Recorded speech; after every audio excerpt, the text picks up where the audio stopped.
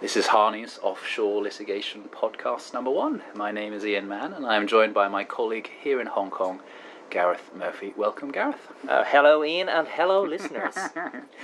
The topic is lessons learned from the fascinating recent shareholder case in the English High Court of Dinglis.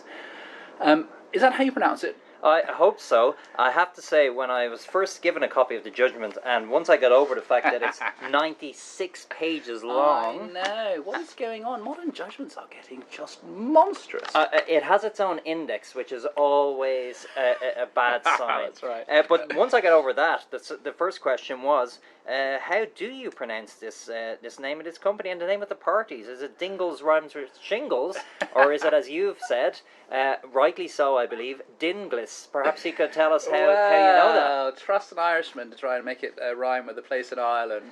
But I have to say, I've got one over you. I actually emailed Daniel Lightman QC, who was the silk representing the respondents, and I asked him the question, just to get one over you, I asked him, how do you pronounce it? He said the name is pronounced Dinglis. They're a Cypriot family after all, aren't they? So, absolutely. Anyway, that's the most important thing, so we don't look foolish. You know, Daniel Lightman's actually the son of Gavin Lightman, incredible family, but anyway, Did not know that. We digress.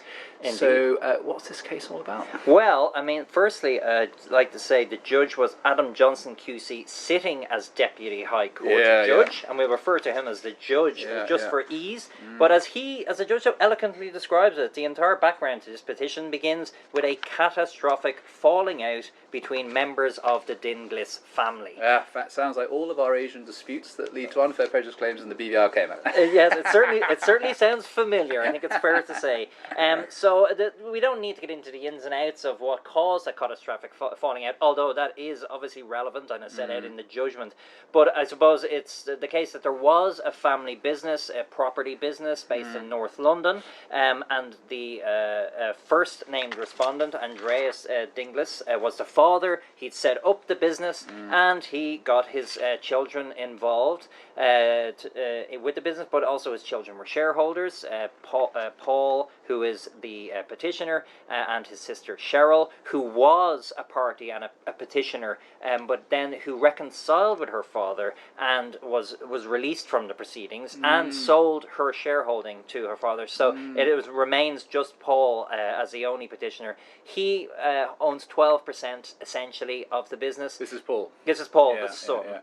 But I mean, bizarrely, at one stage, because there are divorce proceedings between Father Andreas and his wife Iris, and then Cheryl and Paul, the two children, actually sided with Mum for a while, didn't they? They did, So, it's son suing father, essentially. It was son suing father, but as you say, there was the matrimonial proceedings where the two children seemed to be on the side of the wife, and then no sooner was an order made into 2015 in the matrimonial proceedings, then the father took proceedings against a number of parties, including the two children, his own two children. Well done him. Immediately, and there's only been an order in that case in 2019, so just before we get to this judgment. So that's all kind of the background to how we get to here, you know. And I mean, the ultimate. I mean, this is only stage one in a sense, because the judge finds that there is unfair prejudice, some naughtiness, which I no doubt you'll tell me about.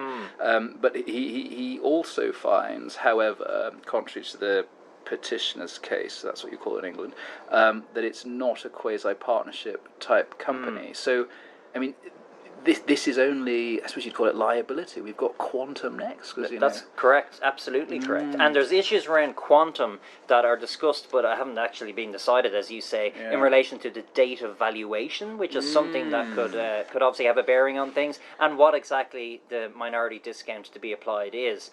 As you say, quasi-partnership is a crucial part of this case, and in finding that there was no quasi-partnership, then a minority discount, of course, can be applied, as our listeners no doubt are aware. But listen, the minority discount is going to be a swinging great discount, is it? In a case where the shareholding is only 12%. Son Paul had never had a seat on the board anyway. No. The other 80 8% of the shares are all held by Dad, and so that's going to have to be a swinging great minority discount. Yeah, I think you're right. And one other factor there is that since the catastrophic falling out in 2012, 2013, Paul has had no involvement in the business at all, and intriguingly, the business has dramatically improved in its fortunes since Dad took back control. So I do think, with all of those factors on board, there may well be a significant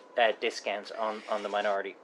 You know, whilst we're talking about minority discount, I mean, it's been very interesting to look. I mean, the general rule has been over the years that you would expect there to be a minority discount in all cases where there's a buyout ordered, where it's not a quasi-partnership. But if it is a quasi-partnership, then you're not going to give a minority discount. And there's an odd sort of part of the judgment where the judge seems to, at Daniel Lightman's behest, he was sort of catch out the learned and famous author and Deputy Judge Robin Hollington, where Robin seems to say things somewhat inconsistent in his book with a decision that he himself was a judge in. Called Blue Index, which was a 2014. An interesting case, yeah.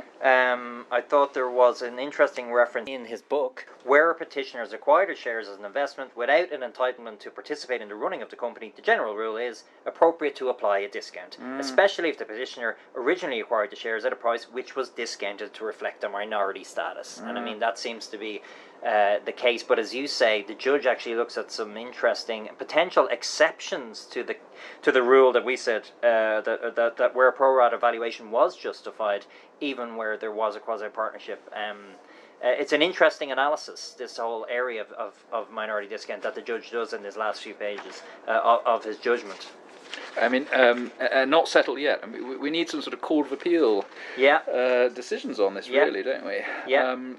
So, I mean, this is probably a whole podcast just to talk about minority discount, but I was just very interested to see how O'Neill and Phillips is very well summarised by the judge, as well as Ibrahimi and Westbourne Galleries. And I always, I can never understand why, you know, all these learned authors tell us that you must never categorise those categories which might cause there to be a finding of just and a just and equitable winding up. But I have a bit of a theory that you can actually categorise those as five. I mean, the first one is always deadlock, illegality, loss of substratum, if there's a quasi-partnership company found, and then oppression.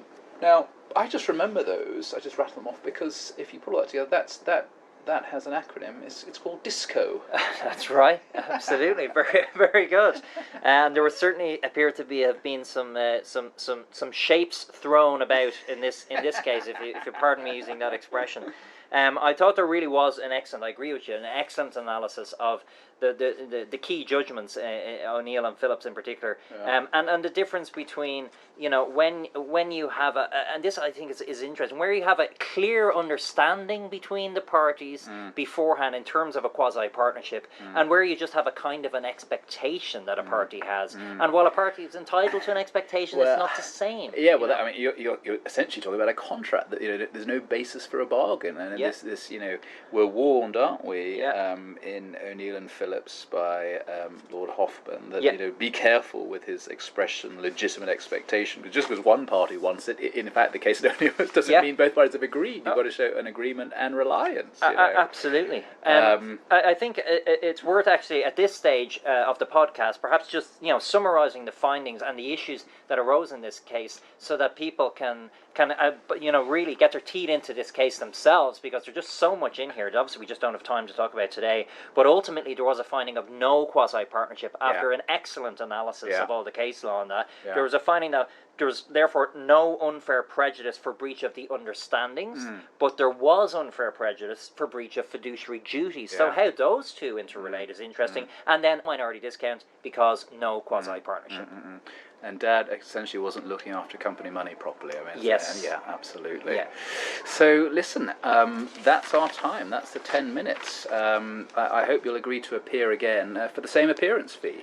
Which is nothing. Well, we'll be consistent then. Oh, great. Thanks so much. Thanks for listening.